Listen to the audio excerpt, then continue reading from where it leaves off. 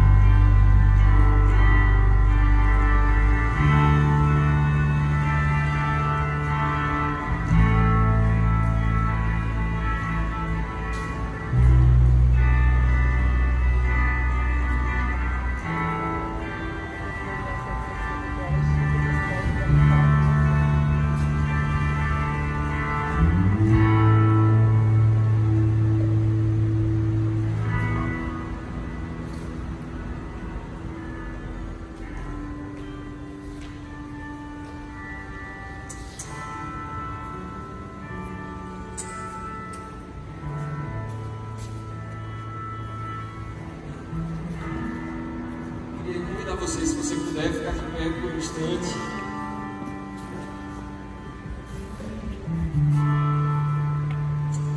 Gostaria de convidá-la a entregar a sua ansiedade a Deus. A Bíblia diz que nós precisamos lançar sobre o Senhor toda a nossa ansiedade, porque Ele tem cuidado de nós.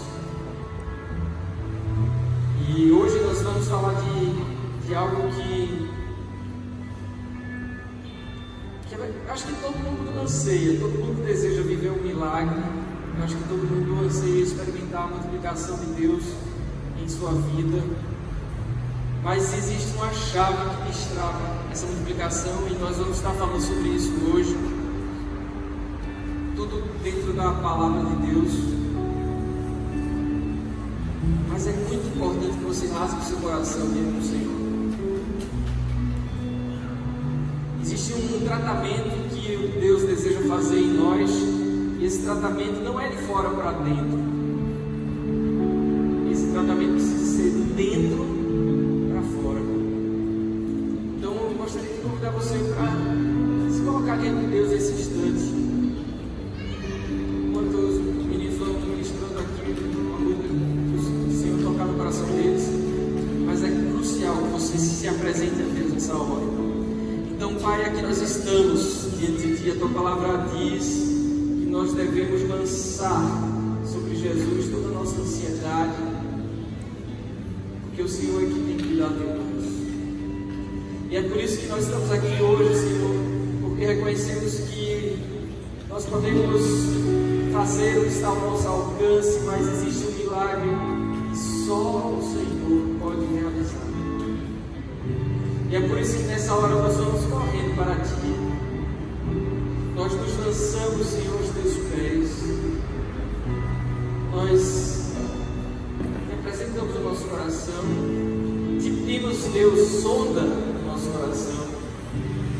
Que o Senhor possa mostrar para nós aquilo que há de mal, que precisa ser corrigido. Nós lançamos, Senhor, sobre Ti toda ansiedade, porque o Senhor é que tem cuidado de nós. E a palavra lançar significa jogar violentamente. Ó Deus, nós não temos o costume de jogar nada violentamente sobre ninguém, mas o Senhor manda fazer isso com ansiedade, e lançando a ansiedade sobre Ti. Sabemos que quando jogamos algo violentamente, esse objeto, esse algo que é lançado, acaba deixando de existir, porque ele pode se desfazer. Nós cremos que o Senhor quer fazer desfazer toda a ansiedade, tudo aquilo que tem gerado preocupação em nosso coração, tudo aquilo que tem tirado a nossa paz, tudo aquilo que tem tirado o nosso sossego, tirado o nosso sono, que tem refletido muitas vezes no nosso corpo, através de pânico, depressão e tantos outros males que têm assolado a nossa sociedade nesse tempo. Então, Pai, vem nos curar. Nos inunda, Senhor, com a Tua presença nessa noite. Espírito Santo de Deus, sopra nesse lugar, vem com o Teu vento, o Teu fôlego de vida. Nos traz esperança, nos traz, Senhor, revelação da Tua palavra, porque a Tua palavra diz que é o Senhor que nos ensina todas as coisas. Então, Senhor, vem nos ensinar, revela, Senhor, a Tua palavra. Ó Deus, que não seja eu falando, mas o Senhor através de mim, que eu não fale de mim mesmo, mas que eu seja fiel, Senhor, transmissor da Tua voz, da Tua palavra. Cada coração aqui seja terra fértil, Senhor, para a Tua semente, a Tua palavra, que ela gere frutos de justiça, que haja mudança de comportamento, mudança, Senhor, de atitude, mudança, Senhor, de temperamento, que as nossas emoções possam ser tratadas pelo Senhor, Ó Deus, quantas vezes estamos ansiosos, estamos, Senhor, muitas vezes como Marta, ansiosos e preocupados com tantas coisas, e muitas vezes temos perdido a melhor parte, que é estar em Tua presença, que é dedicar tempo a Ti, que é apresentar o nosso coração no Teu altar. Então vem, Senhor, nós queremos sentir o Teu perfume, nós queremos ser cheios da Tua presença, que o bálsamo de Gileade possa nos tocar nessa noite.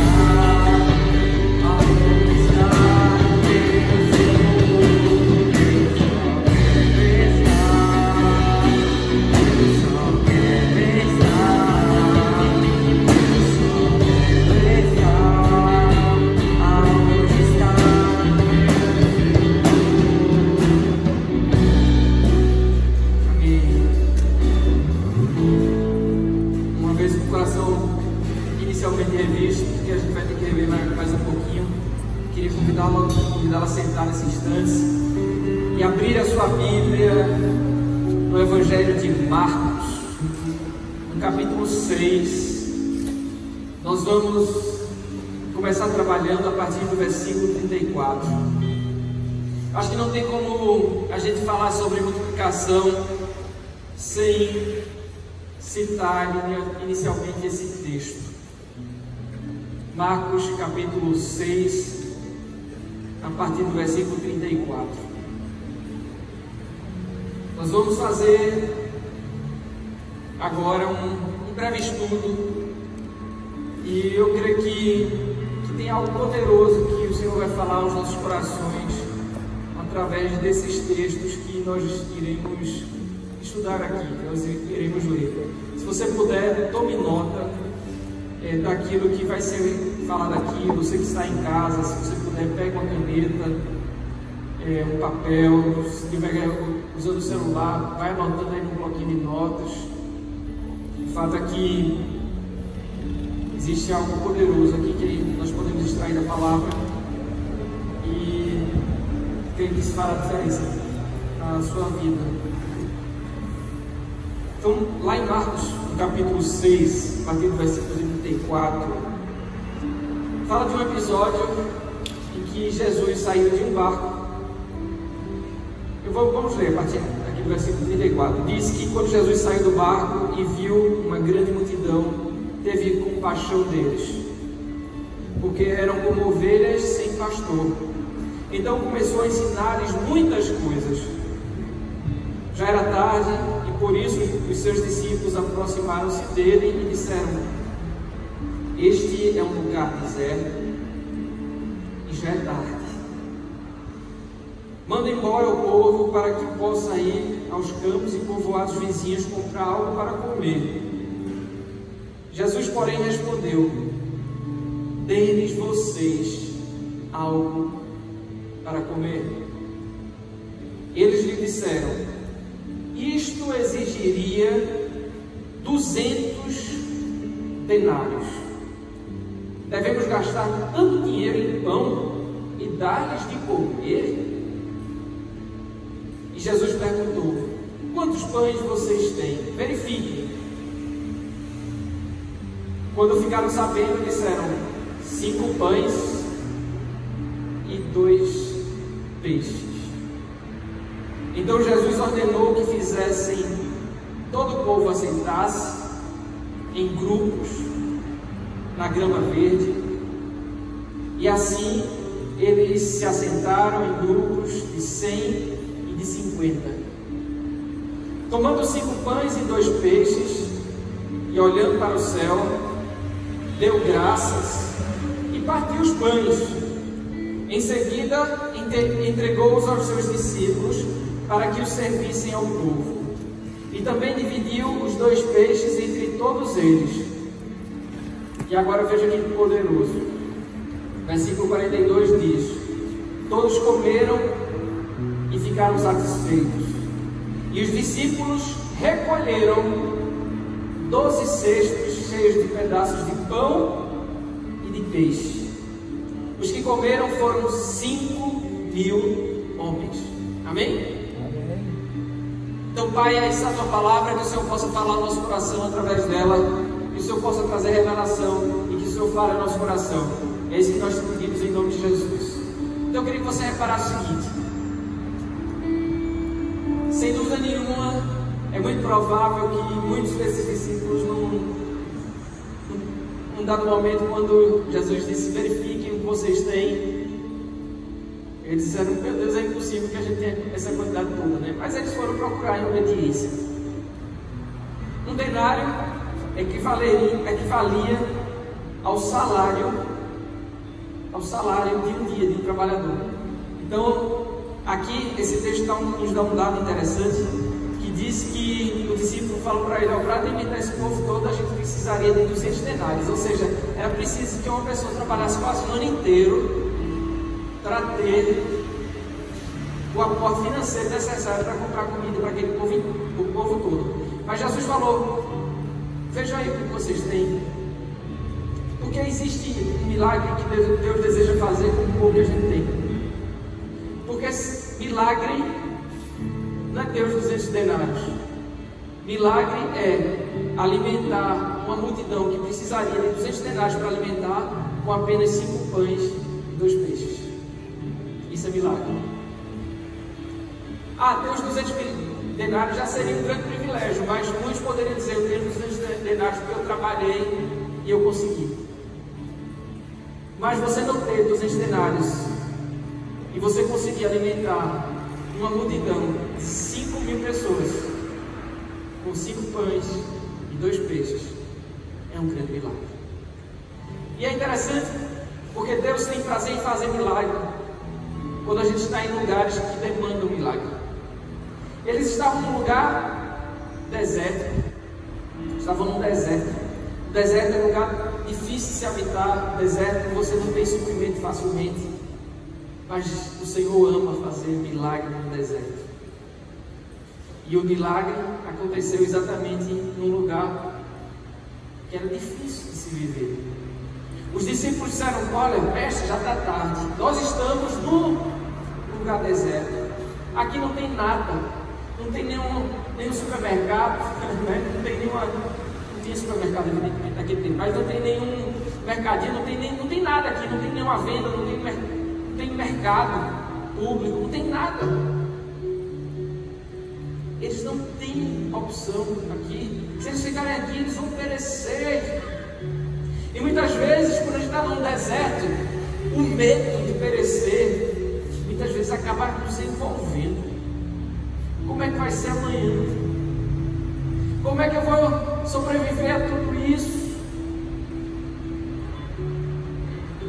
Às vezes a pressão é tão grande que a gente fica, meu Deus, eu não aguento mais essa pressão.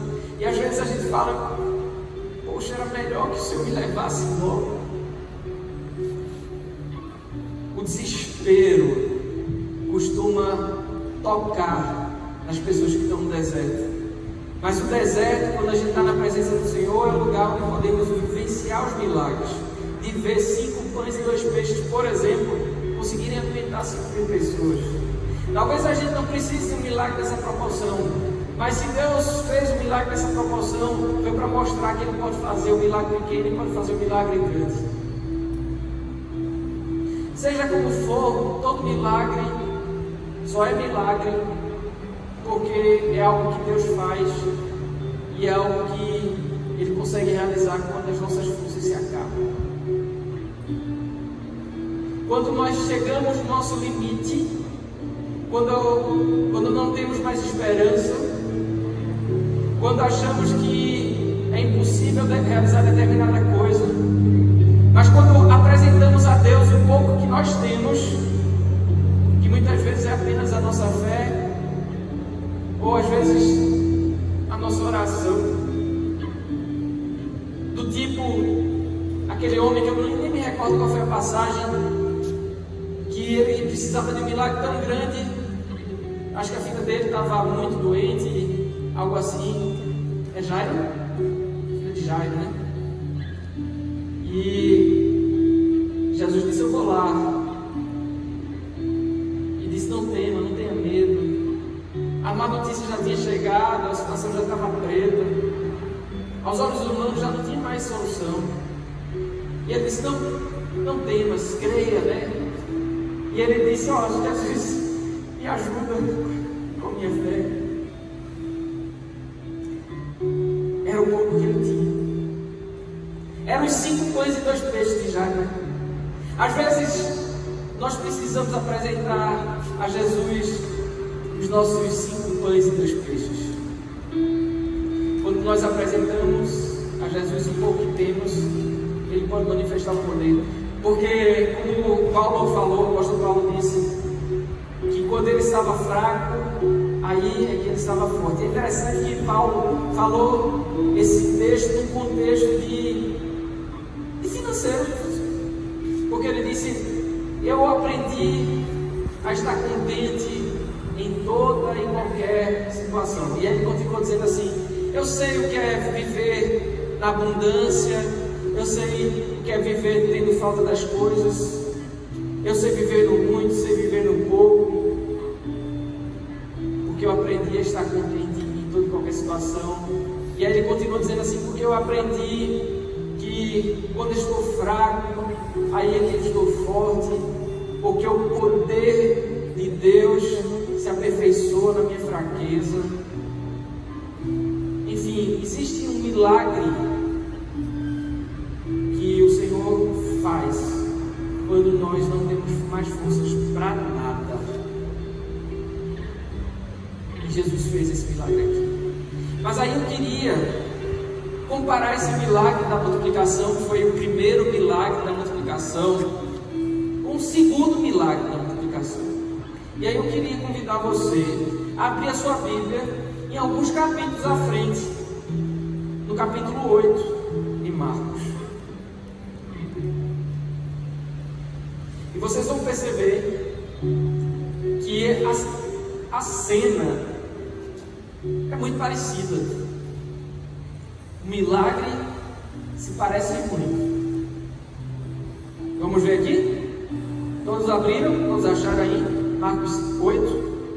Vamos ler a partir do versículo 1. Diz que naqueles dias, outra vez, reuniu-se uma grande multidão.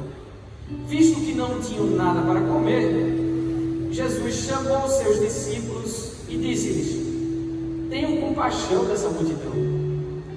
Já faz 3 dias que eles estão comigo e nada têm para comer. se eu os mandar para casa com fome, vão desfalecer no caminho, porque alguns deles vieram de longe. Os seus discípulos responderam: onde? Neste lugar, o quê? Tem alguém aí? Deserto. Poderia alguém conseguir pão suficiente para alimentá-los? E aí Jesus perguntou: quantos pães vocês têm? Perguntou Jesus, né? Quantos pães vocês têm? E eles responderam: 7. Então ele ordenou à multidão que se assentasse no chão. Depois de tomar os 7 pães e dar graças, os partiu e os entregou aos seus discípulos para que os servissem à multidão. E eles o fizeram. Tinham também alguns peixes pequenos. Quantos? Tinham 2? Quantos pães tinham? Não sei, não disse. Tinha alguns. Talvez eu tinha. Não tem essa referência, mas eram alguns.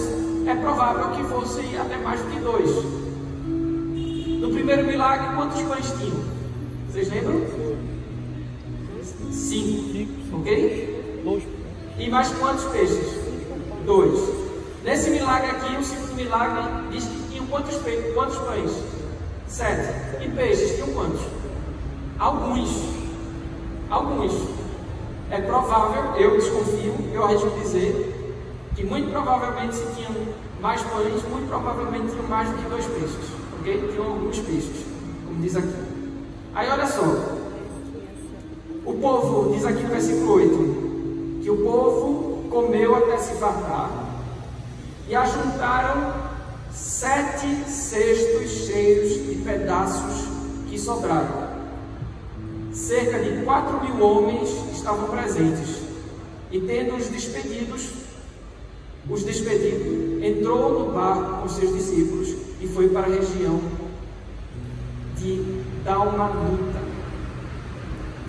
Os fariseus vieram e começaram a interrogar Jesus para pô-lo à prova. Pediram-lhe um sinal do céu. Ele suspirou profundamente e disse: por que essa geração pede algum sinal milagroso? Eu lhes afirmo que nenhum sinal lhes será dado. Então se afastou deles, voltou para o barco e foi para o outro lado. Agora eu queria dar uma pausa aqui. Vamos refletir sobre o milagre. Primeiro milagre: quantos pães tinham? 5 pães. Quantos peixes tinham? 2. Quantas pessoas tinham? 5.000. Ok? Nossa irmã aqui, contadora, está fazendo a conta.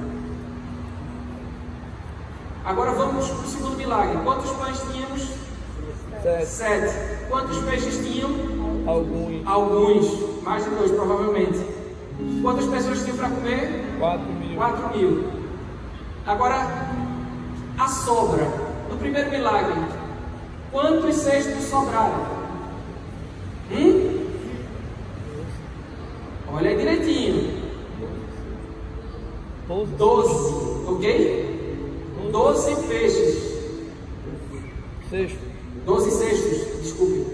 12 cestos sobraram no primeiro milagre. E no segundo milagre, quantos cestos sobraram? 7. Vamos fazer conta?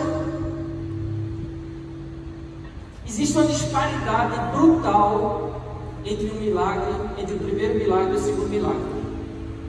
No primeiro milagre nós tínhamos, como vocês bem falaram aí, 5 pães, 2 peixes e 5.000 pessoas para alimentar. Se a gente for dividir aqui, vamos fazer, não vou nem botar o peixe na jogada, só os pães. Se eu pegar 5 pães e dividir por 1.000 pessoas, era um pão para cada 1.000 pessoas. Um pão alimentou-se 1.000 pessoas. 5 pães para 5.000 pessoas, ok? E sobraram 12 cestos, o que equivale a cerca de 2,4 cestos sobra de pão, 2,4 cestos de sobra para cada pão. Beleza? Não é isso? Se eu dividir 5 por 12, minha cabeça já está dando um nó aqui, mas é isso mesmo, eu fiz essa conta direita. Dá 2,4 cestos para cada pão de sobra. Agora vamos para o segundo milagre. Foram 7 pães, não vou nem falar dos alguns peixes, vou desprezar os peixes. 4.000 pessoas alimentadas, dava um pão para cada 571 pessoas, 571,43 pessoas, ok? Um pão para cada 571,43 pessoas. O primeiro milagre era um pão para cada 1.000. No segundo milagre era um pão para cada 571, ok? Então, era muito menos gente para alimentar por cada pão. E a sobra, quanto foi? 7 cestos, dava 1 cesto para cada pão. No outro caso, dava 2,4 cestos por pão de sobra. Então, era praticamente, o milagre era praticamente pela metade. Não foi isso? É ou não é? Aí, termina o segundo milagre. Jesus pega, entra no barco e vai para outra margem. Chega lá, com quem ele se depara? Com, tem alguém aí? Os fariseus. Não é isso? É ou não é, pessoal? Tem alguém aí? Vou até abrir aqui direito. Marcos capítulo 8, versículo 11. Jesus se depara com os fariseus pedem um sinal. Jesus fica lá arretado e não vai dar sinal nenhum. Entra no barco de novo. Agora preste atenção no que acontece. Vamos olhar?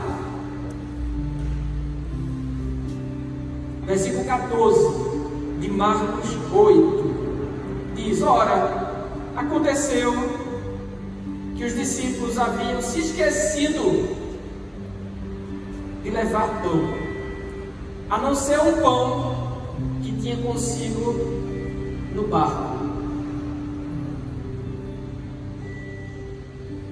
Advertiu-os Jesus: estejam atentos e tenham cuidado com o fermento dos fariseus e com o fermento de Herodes. E eles discutiam entre si, dizendo: é porque não temos pão? É porque não temos pão. Percebendo a discussão, Jesus lhes perguntou: por que vocês estão discutindo sobre não terem pão? Ainda não compreenderam nem perceberam? O coração de vocês está endurecido? Vocês têm olhos, mas não veem, têm ouvidos, mas não ouvem. Vocês não se lembram? Quando eu parti os 5 pães para 5.000, quantos cestos de pedaços vocês recolheram? E eles responderam: 12. E quando eu parti os 7 pães para os 4.000, quantos cestos cheios de pedaços vocês recolheram? 7. Eles responderam. E Jesus disse: vocês ainda não entendem? Pessoal, existe algo poderoso aqui que muitas vezes passa despercebido para a gente. Talvez numa análise superficial você pense: as pessoas no segundo milagre estavam com mais fome. Ou talvez você diga: no primeiro milagre os 5 pães eram grandes, no segundo milagre os 7 pães eram pequenos. Talvez você fique imaginando assim o que poderia ter ocasionado nessa disparidade, mas Jesus deixa isso claro nas entrelinhas aqui. E sabe qual foi a bronca? Sabe qual foi o problema? Foi o que aconteceu quando Jesus, no primeiro milagre, pediu para que eles chegassem o que é que eles tinham. Foi o que eles trouxeram de resposta. Vocês estão lembrando? Eles disseram o seguinte: nós temos isso aqui, 5 pães e 2 peixes. E no segundo milagre, Jesus pergunta para eles: vejam aí o que é que vocês têm. E o que é que eles respondem? Tem alguém aí, pessoal? No segundo milagre, toca aí na pessoa que está do seu lado. Diga assim: irmão, se ligue na revelação.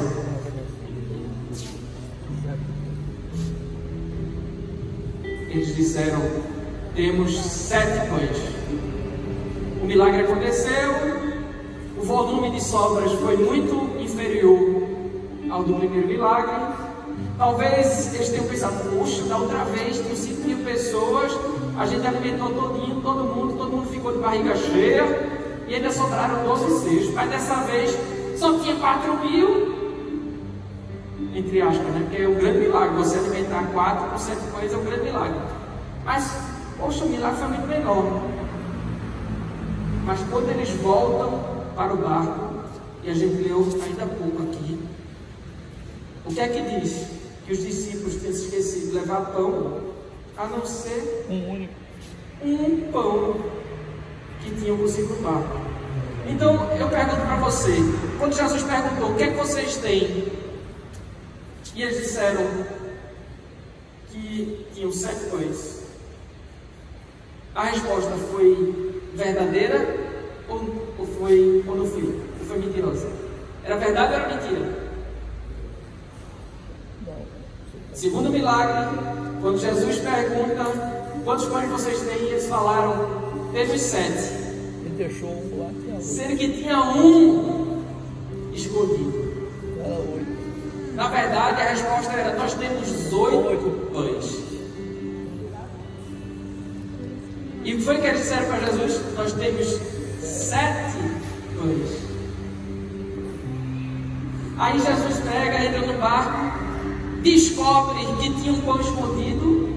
Ou seja, a resposta dada para Jesus não foi verdadeira, a resposta dada para Jesus não foi sincera, a resposta dada para Jesus não correspondia à verdade, não correspondia à realidade. E aí Jesus chega e diz para eles: estejam atentos e tenham cuidado com o fermento dos fariseus e com o fermento de Herodes. E qual era a característica do fariseu? O fariseu era metido a ser uma coisa que ele não era. Ele não era sincero. O fariseu, Jesus chamou o fariseu de sepulcro caiado, porque por fora estava aparentemente bonito, mas por dentro estava podre. Então, fariseu não pecava, embora sempre pecasse. Fariseu era hipócrita. Fariseu não tinha sinceridade alguma. E aí Jesus chega, e depois dos fariseus pedirem um milagre, e logo depois Jesus descobre o pão escondido no barco, ou seja, a falta de sinceridade dos discípulos, que acabou fazendo com que o milagre fosse comprometido. E ele chega e diz: vocês tenham cuidado com o fermento dos fariseus. E aí ele usou o fermento na figura de linguagem, porque era algo que tinha tudo a ver com o pão. O que é que o fermento faz na massa? Faz com que a massa aumente de tamanho. Mas existe um tipo de fermento, que é o fermento fariseu, que faz com que a multiplicação seja retida. Existe um tipo de fermento, que é o fermento fariseu, que faz com que um milagre seja incompleto, que o milagre seja pela metade. E esse fermento dos fariseus é exatamente a chave que nós precisamos aprender hoje aqui. Porque a verdadeira razão do milagre ter sido menor foi um detalhe que muitas vezes a gente lê esse texto e não se dá conta. Não houve sinceridade nos discípulos, nem na resposta dada a Jesus, nem na entrega. E aí está o problema. Muitas vezes não existe sinceridade da nossa parte para o Senhor nas nossas respostas. Muitas vezes não existe sinceridade da nossa parte perante o Senhor naquilo que nós entregamos a Ele. E quando a resposta é mentirosa, quando a resposta é hipócrita, ou quando a entrega é incompleta, o milagre acaba sendo reduzido, o milagre acaba sendo pela metade. Vocês estão entendendo? Então, existe a chave para destravar a multiplicação, é a sinceridade. A chave que destrava a multiplicação, a chave que destrava o milagre de Deus na nossa vida é a sinceridade.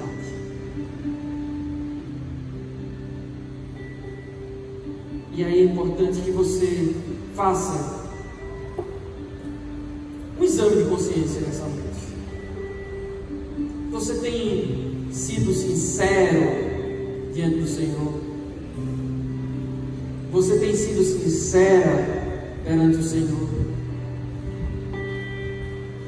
Aquilo que Ele tem pedido para você entregar, você tem feito a entrega completa?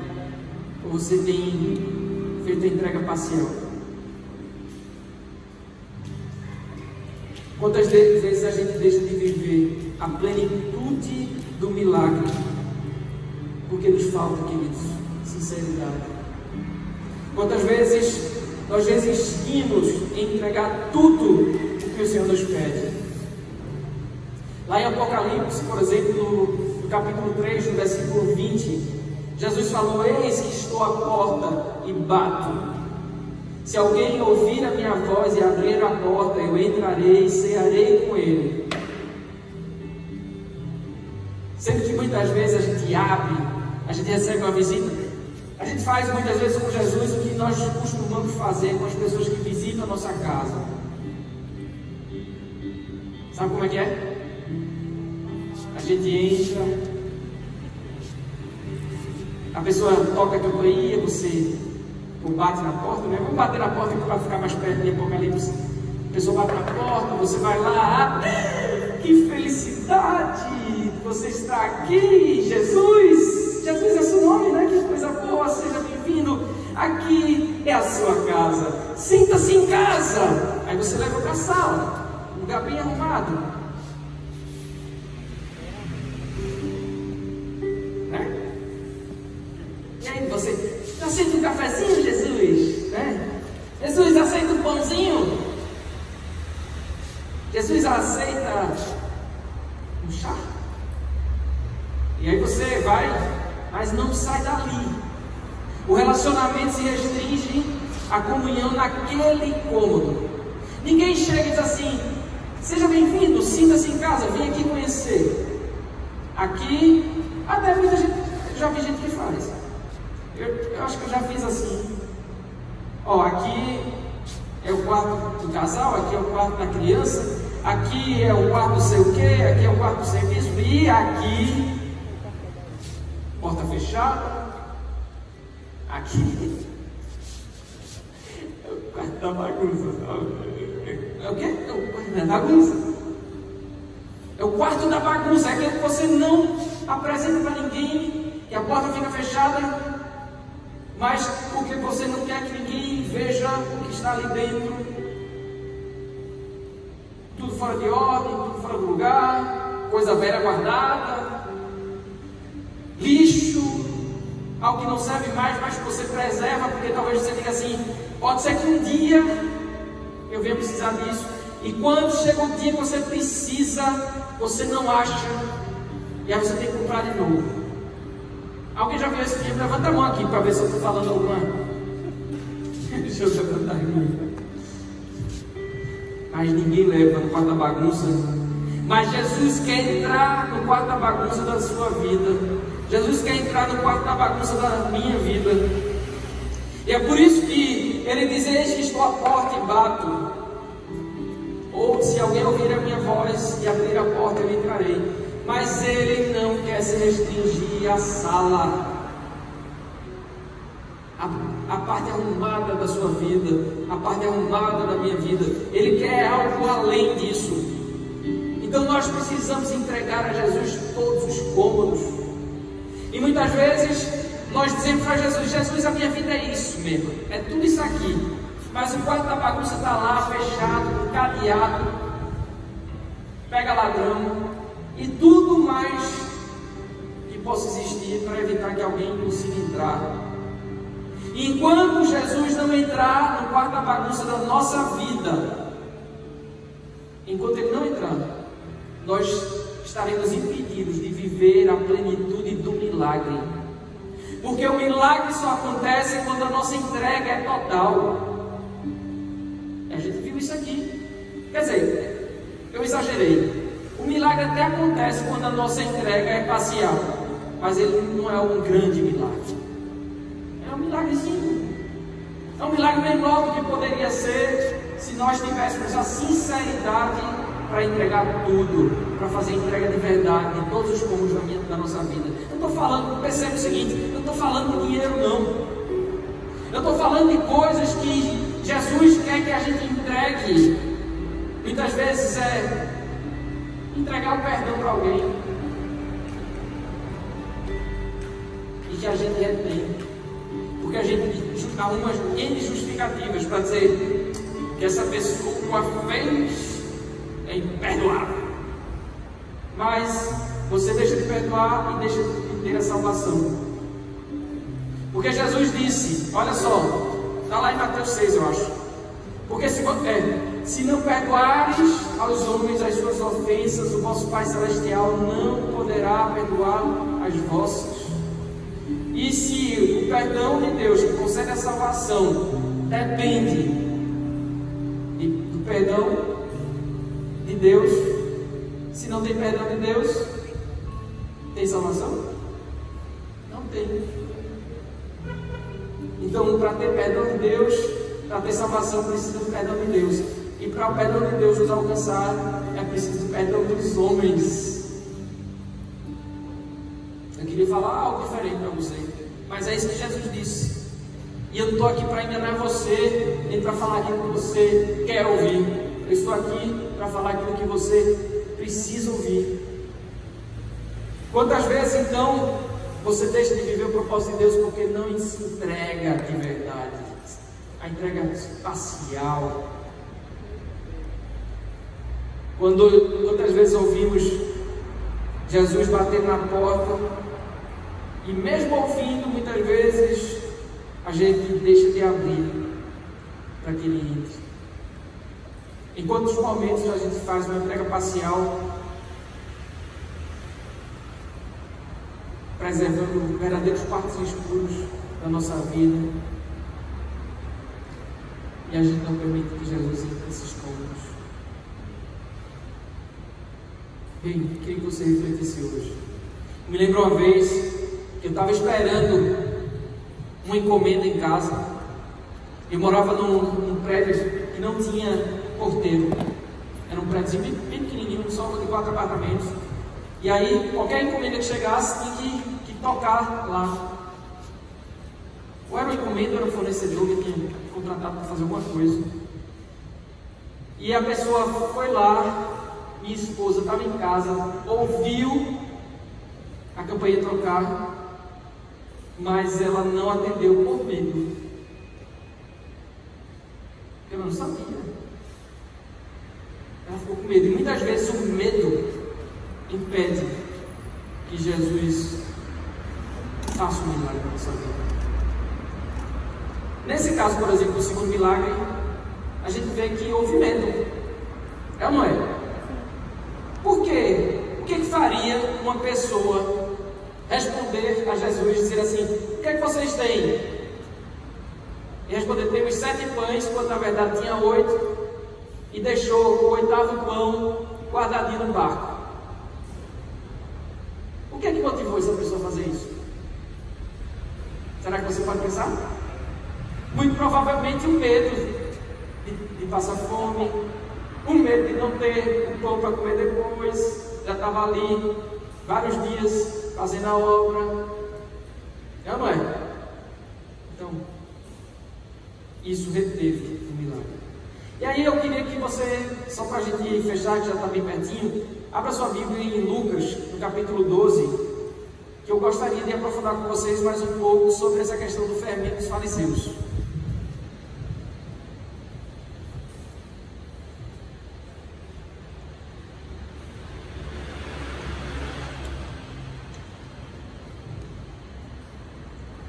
Lucas, capítulo 12, versículo 1.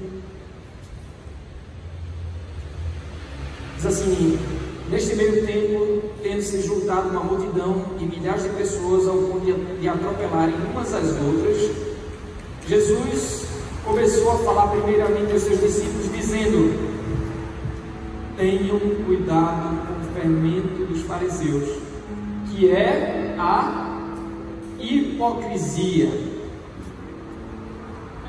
Mas eu acredito sinceramente, pessoal, que naquela história que a gente narrou lá, do pão escondido no barco, o fermento dos fariseus foi muito além da falta de sinceridade, que é a hipocrisia.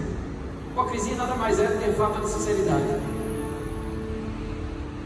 Sabe por quê? Porque o pão escondido no barco evidenciou também a presença do medo, da desconfiança, da ganância, do egoísmo, da avareza. E todas essas coisas são como se fossem cadeados para impedir o milagre.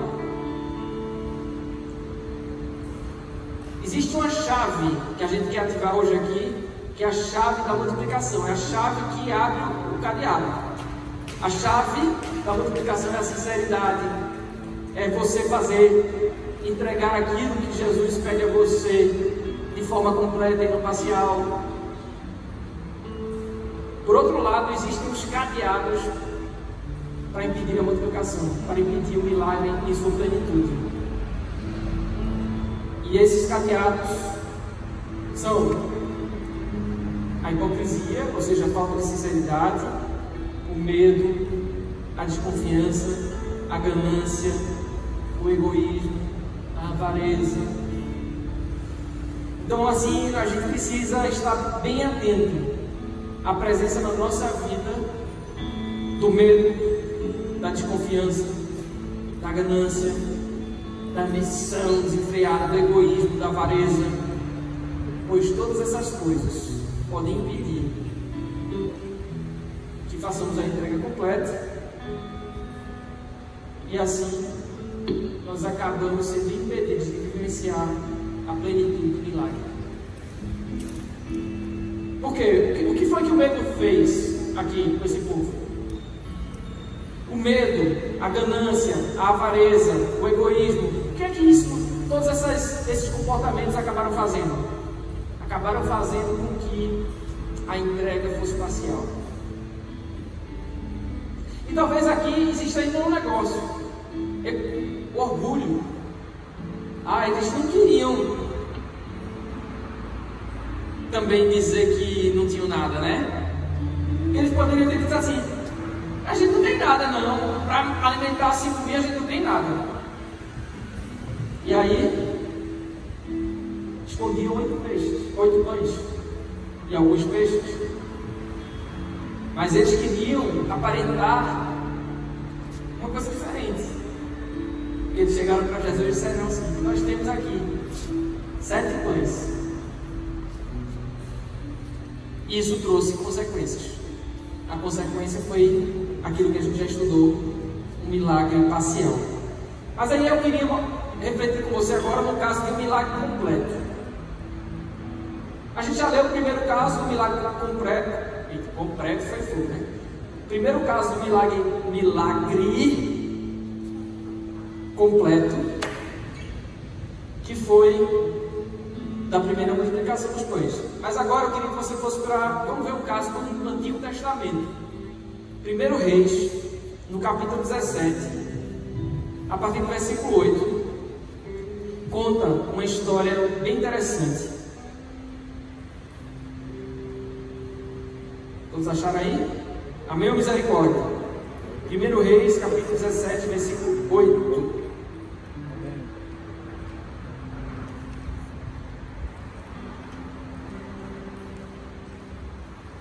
Vamos lá? Podemos?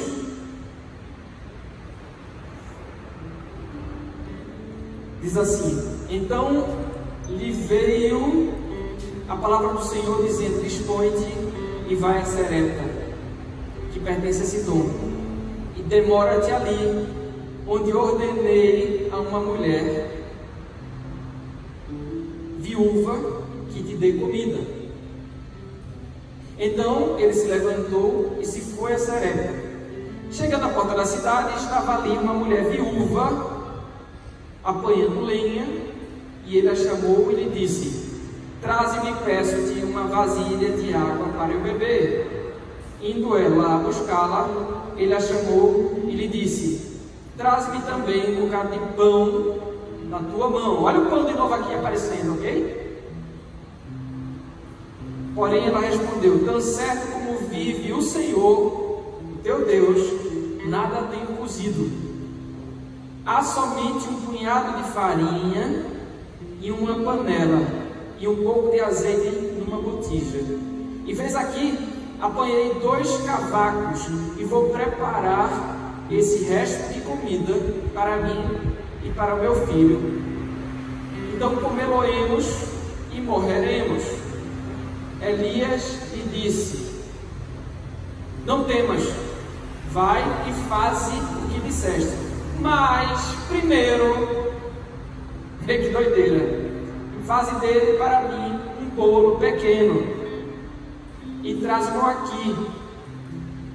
Depois farás para ti mesmo e para o teu filho, porque assim diz o Senhor, o Deus de Israel: a farinha da tua panela não se acabará, e o azeite da tua botija não faltará, até o dia em que o Senhor fizer chover sobre a terra. Foi ele e fez segundo a palavra de Elias, e assim comeram ele, ela e a sua casa muitos dias. Da panela a farinha não se acabou, e da botija o azeite não faltou, segundo a palavra do Senhor por intermédio de Elias. Estão enxergando aí? Por que houve um milagre? Houve sinceridade ou hipocrisia dessa mulher?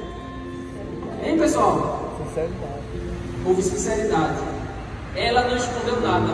Talvez se fosse uma orgulhosa, teria dito: eu vou ver o que eu faço com você. Talvez se fosse uma orgulhosa, certamente não teria dito: o que eu tenho é só um punhado de farinha, um pouquinho de água, eu estou pegando esse pedacinho de madeira aqui, porque a gente vai fazer ainda, vou fazer um comidinho aqui, vai ser a nossa última refeição, depois disso a gente vai morrer, eu e o meu filho. Ela foi sincera, ela não escondeu o jogo, ela falou a verdade.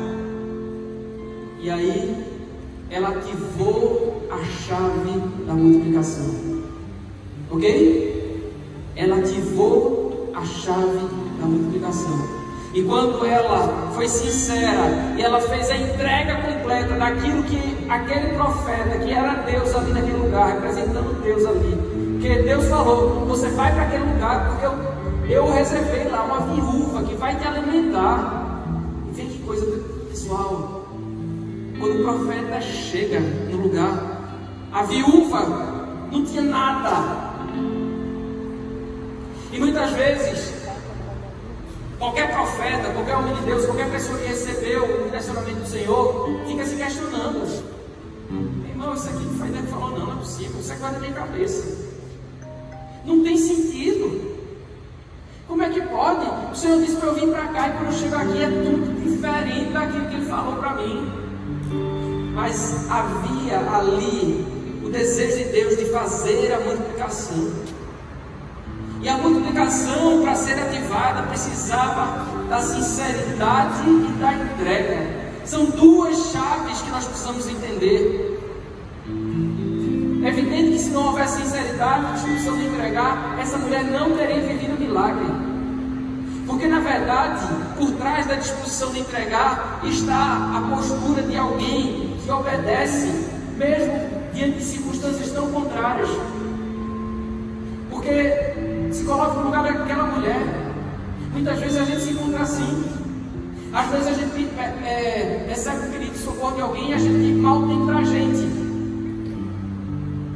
Mas o Senhor deseja que a gente compartilhe o punhado de farinha e o pouco de água que a gente tem muitas vezes.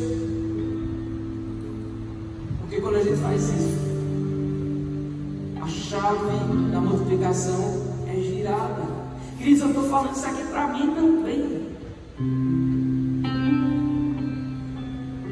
Muitas vezes a gente se encontra assim, a gente deixa de viver um milagre porque falta sinceridade nossa, e às vezes a gente quer guardar o pão dentro do barco, porque a gente fica, e se faltar? Não está chegando mais pão, não tem mais oportunidade, eu preciso guardar um pouquinho aqui, mas o Senhor está pedindo sinceridade e entrega. O Senhor deseja que a gente ative a chave da multiplicação, mas a gente fica se segurando, porque o que a gente está recebendo não é suficiente, nem mal para a gente. Bem que doideira, mas é aí que a fé se manifesta, quando o limite da força se acaba. Tem até uma música de Sérgio Lopes que diz isso, que é mais ou menos assim, diz que quando a força te faltar, eu acho que é, enfim, mas o refrão diz assim, que a fé só abre os mares, a fé só abre os mares quando o momento chegar. E ele continua, a fé se manifesta quando o limite da força acabar.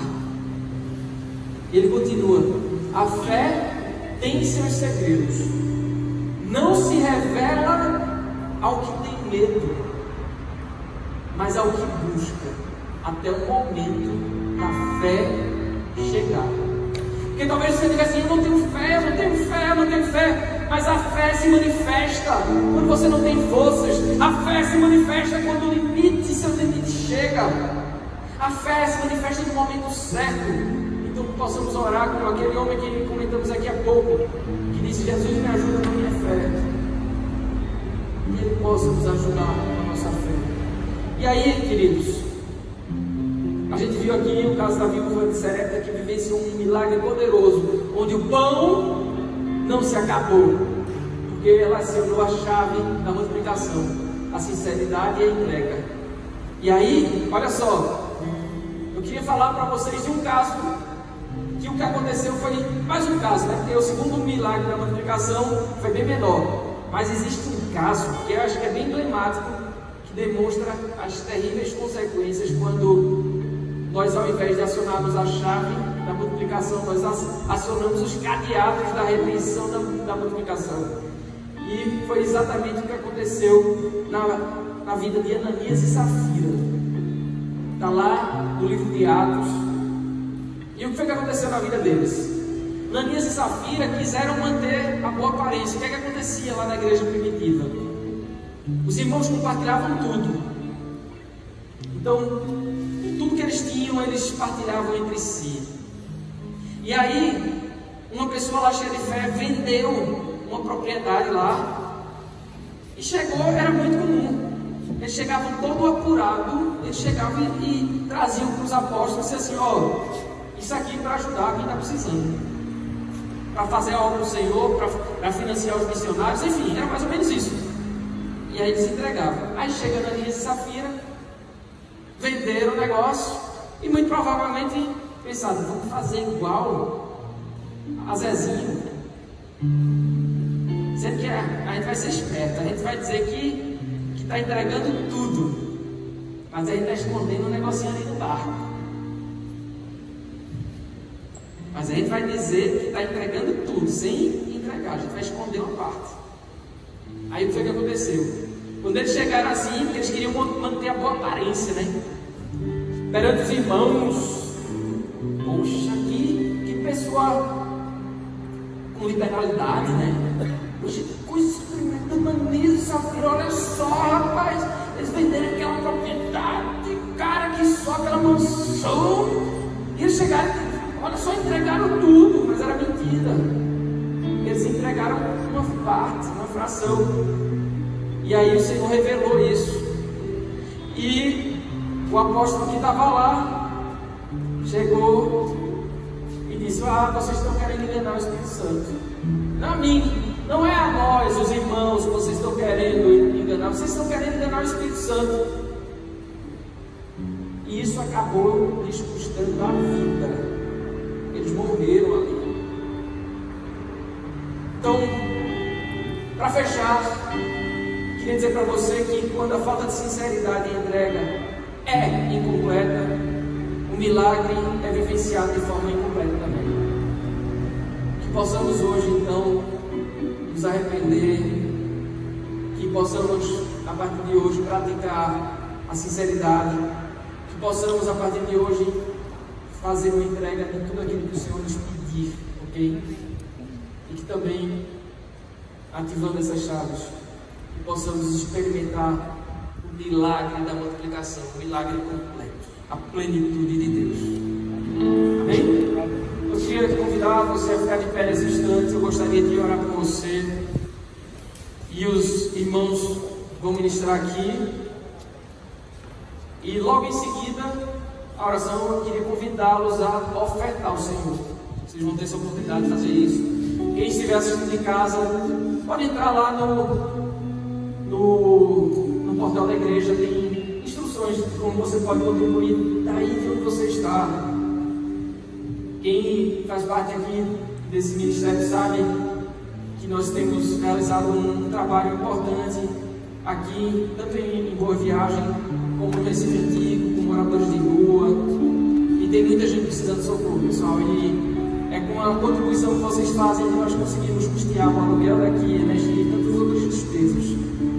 Então, eu gostaria de convidá-los a fazer isso, mas antes eu gostaria de orar para que essa palavra possa ficar consolidada no seu coração. Amém? Então, Pai, aqui nós estamos diante de Ti e nós Te louvamos porque nada está escrito na Tua palavra está escrito por acaso.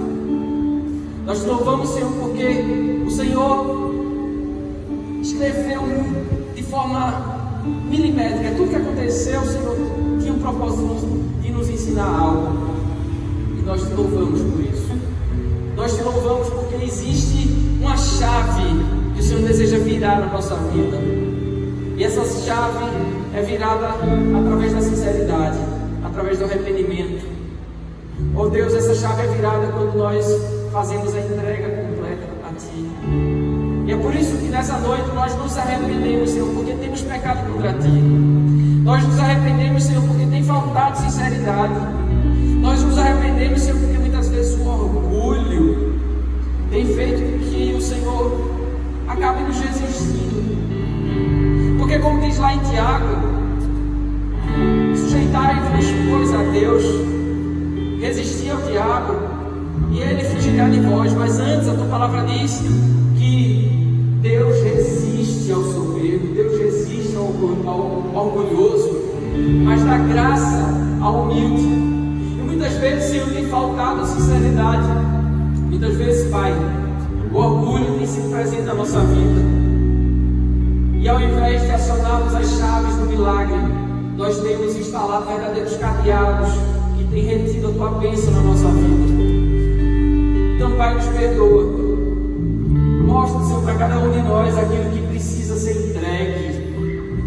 Mostra para cada um de nós, Senhor, as áreas que precisam de conserto. Ó Deus, revela os cômodos da nossa vida, verdadeiros quartos da bagunça que têm sido trancados e o Senhor não tem entrado nesses lugares. Ó Deus, muitas vezes são pecados prediletos, muitas vezes são pequenos pecados, aquilo que a gente fica olhando assim e diz: poxa, mas isso não tem nada demais, eu não consigo me libertar disso, isso daqui é mais forte do que eu. E nós sabemos, Pai, que o Senhor também deseja acionar chaves que vão nos libertar e nos livrar do pecado. Não nos livra do pecado.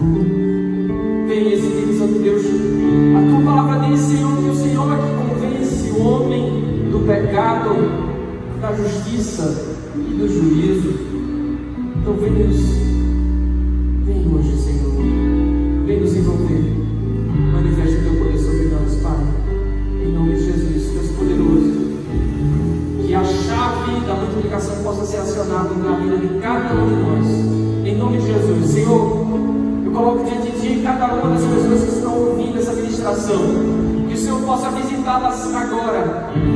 Que a chave da multiplicação do milagre, que a chave que aciona o milagre completo, possa ser acionada, possa ser ativada na vida de cada um de nós. Que a chave que aciona o milagre, que como vimos aqui, a sinceridade, a entrega completa, que ela possa ser acionada na vida de cada um de nós e possamos testemunhar os teus milagres. Em nome de Jesus, Senhor, nós te pedimos e desde já te agradecemos que essa palavra possa ficar gravada nos nossos corações, que essa palavra possa ficar gravada na nossa mente, tatuada, Senhor, na nossa mente, que jamais venhamos esquecer dessas chaves que foram faladas aqui. Nós louvamos, Senhor, pela